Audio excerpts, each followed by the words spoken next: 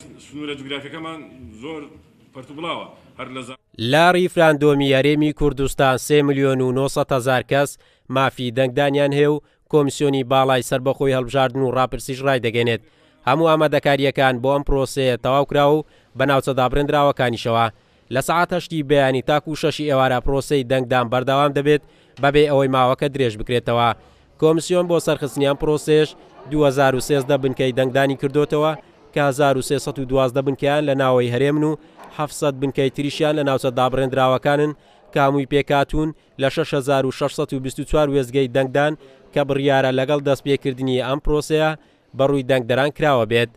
بۆ سەرخستنی پرۆسەی ریفراندۆم لە هەرێم 141 تیمی نێودەوڵەتی و 23,000 چاودێری ناوخۆیی و 140 دەستگای ڕاگەاندن و 11 حزب و لایەنی سیاسی کە خۆیان لە کۆمیسیۆن تۆمار کردووە چاودێری پرۆسەکە دەکەن و کارتی دەنگدانیش بە 4 زمان ئامادەکراوە بۆ ئاسانکاری دەنگدەران بەتایبەت بۆ پێکاتەکانی تری نیشتەجێ هەرێمی کوردستان. بۆ شێوازی دەنگدان بنکەی VIP بۆ لێپسراوان و بەڕێوەبەرە گشتیەکان دیاری کراوە و هاوڵاتیانیش دەتوانن لەو بنکانە کە بۆیان دیاری کراوە هاوشێوەی هەڵبژاردنەکانی ڕابردووی ساڵی 2014 دەنگ بدەن و هێزەکانی پێشمەرگەش ئامادەکاری کراوە بۆ ئەوەی لە میحوەرەکان و لە نەخۆشخانە و زیندانەکانیش بنکەی دەنگدان کراوەتەوە و وەڕاگەاندنکارانیش لە هەر پارێزگایەک یەک بنکەی تایبەتیان بۆ کراوەتەوە تا دەنگەکانیان بدەن.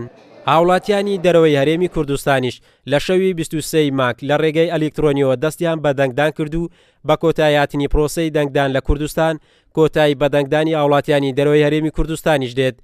ئەو ئاوارانەی لە هەرێم نیشتەجێن کۆمیسیۆنی باڵای سربەخۆی هەڵبژاردنەکان دوو جۆر بنکەی بۆ دیاری کردوون بەشێک لە بنکەکان لە نێو کەمپەکان و ئەوانەی تریان لە سەنتەری پارێزگاکان دەبێت. پاش تەواوبوونی ماوەی دیاریکراو بۆ دەنگدان 72 سەعات وەک ماوەی ڕاگەاندنی دەرئەنجامەکانی ریفراندۆم دیاری کراوە. لە ئەگەری زوو تەواوبوونی ئەنجامەکان و ڕێکارەکانی دەنگدان کۆمیسیۆنی باڵای سربەخۆی هەڵبژاردنەکان ئەنجامەکان ڕادەگەێنێت. دواتر ئەوانەی سکاڵایان هەیە دەتوانن لە ڕێگەی دادگاکانەوە سکاڵەکانیان بگێنن بە کۆمیسیۆن. قارەمان جەوهەر، کورسات نیوز، هەولێر.